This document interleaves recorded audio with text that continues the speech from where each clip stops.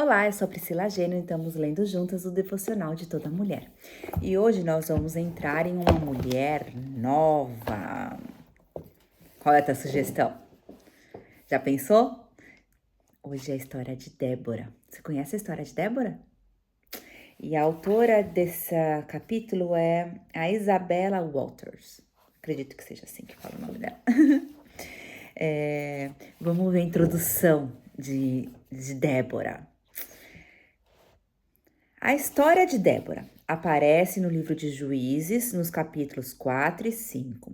Foi esposa de Lapidote, profetisa e juíza de Israel. Obediente e corajosa ao Senhor, aconselhava seu povo e guiou a nação rumo à liberdade, presenciando a aniquilação de Cícera e todo o opressor exército de Jabim por meio de Jael e Baraque.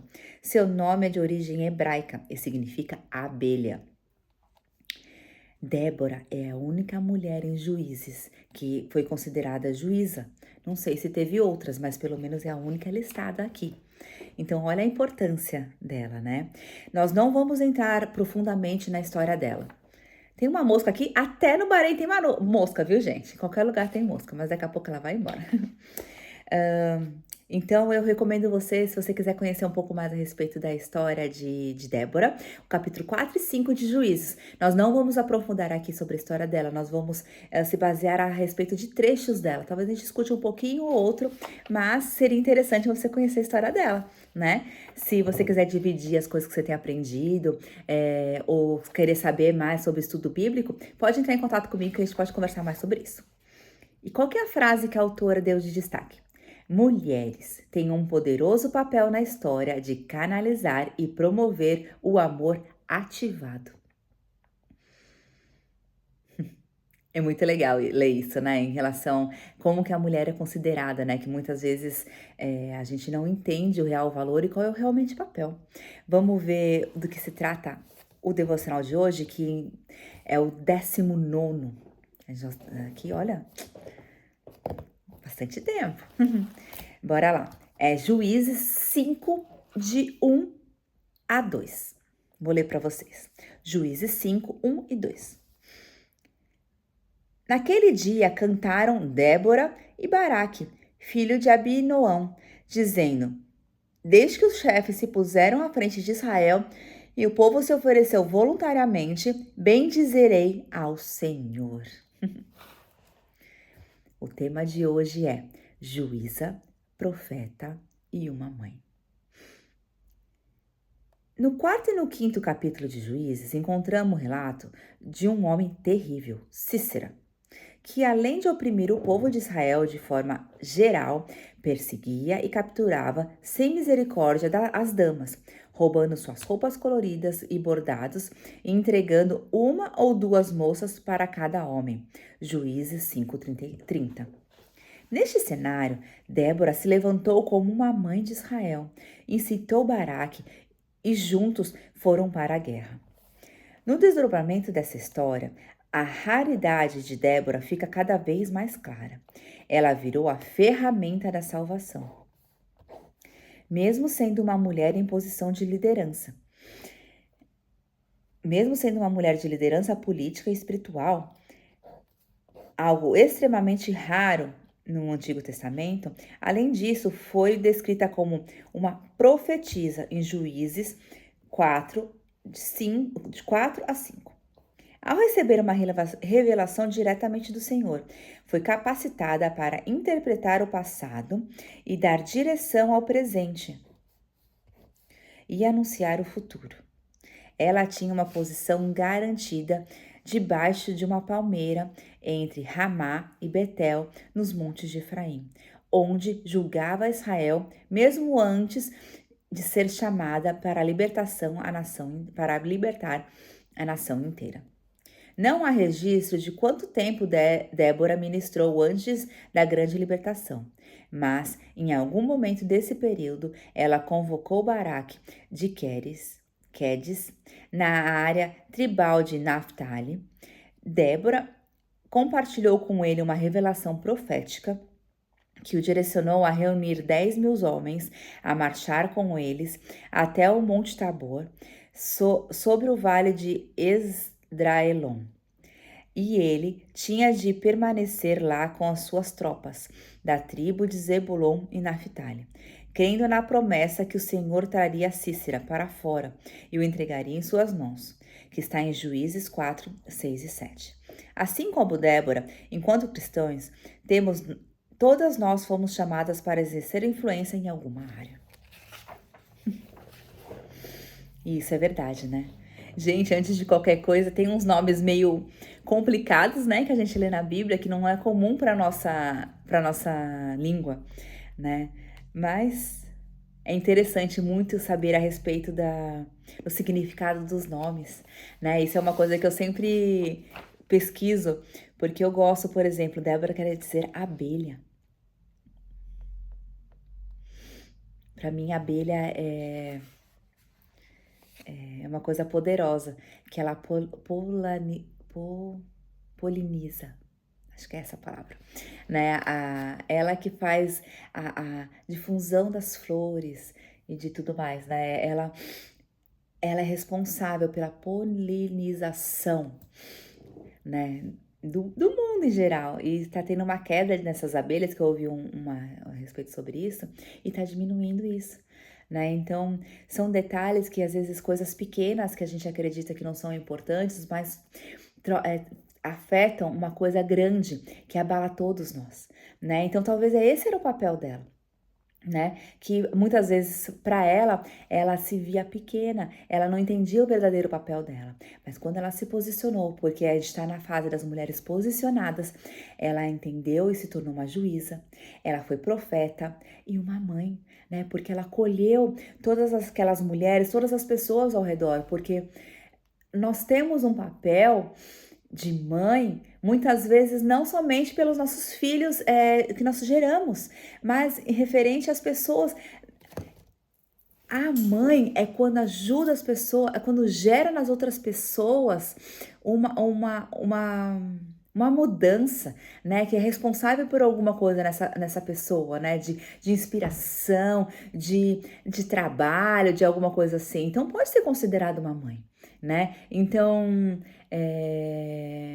muitas vezes é assim que a gente acaba chamando uma pessoa mais próxima da família, que viu você crescer, você considera a mãe, né? E às vezes na nossa cultura acabamos chamando de tia, né? Então é uma coisa próxima, né? Que você considera da família, que a opinião daquela pessoa é importante. Então a opinião dela ainda é importante. Tanto é que ela influenciou grandes líderes. Ela levantou exércitos para posicionar o exército exatamente onde precisaria estar para ganhar uma guerra. Ela teve essa visão e conseguiu transpor, passar essa ideia para as pessoas que elas compraram essa ideia. E daí isso vamos trazer hoje para o nosso dia a dia, né? No colocando em prática que a autora colocou aqui. Reflita sobre como você pode ser fiel ao que Deus quer que você faça hoje. Deus coloca no nosso coração ideias, sentimentos, coisas que nós precisamos gerar e fazer nascer. Nós precisamos despertar essas coisas dentro de nós. Porque só está dentro de nós, nós somos pessoas únicas, não existe nenhuma pessoa igual a você, com a mesma experiência que você teve, com a cultura que você teve, com as ideias que você teve, com a vontade de aprender para algumas situações. Então, tem coisas que são reveladas somente a você. E se não é você para aplicá-las, quem será? Então, a gente tem que entender o que Deus tem depositado em nós. O que Deus quer que você reflita hoje? Quais são as ideias?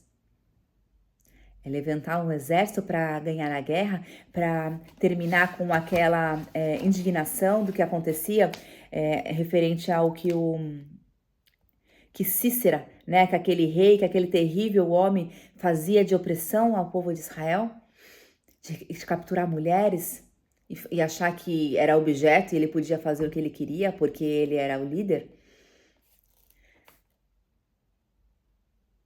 Nós temos que virar uma ferramenta de salvação. Foi isso que ela virou. Uma ferramenta de salvação. porque muitas vezes é só você que tem esse conjunto que possa conquistar isso. E ela, a Débora, ela se tornou uma liderança política e espiritual. Como eu disse no começo, só tem ela listada como mulher. E como a gente sabe que naquela época a mulher muitas vezes não era considerada, a opinião dela não era válida. Imagine ela ser chamada: se você não for, eu não vou. Eu não vou guerrear se você não estiver ao meu lado. E muitas vezes as mulheres não podiam estar à frente, né? Quem não conhece a história de Joana d'Arc? Ela teve que se vestir de homem e foi por isso que ela acabou morrendo. Mas a gente tem que entender o que é que Deus tem depositado em suas mãos e quer que você faça hoje. E você tem que procurar pessoas, estratégias, jeitos para que você consiga colocar isso em prática. Vamos colocar isso em prática? E isso é a tarefa, colocando em prática número 2. Pratique ouvir, obedecer a voz de Deus nas grandes e pequenas coisas. Quem é fiel no pouco, grandes coisas serão dadas. Então, muitas vezes é no nosso dia a dia, é nas pequenas coisas, é no contato com as pessoas ao nosso redor, as pessoas mais próximas de nós, que muitas vezes a gente consegue nos revelar verdadeiramente o que nós temos no nosso coração. Mas a gente também tem que ter a paciência e o discernimento que a gente tem muitas vezes só fora de casa.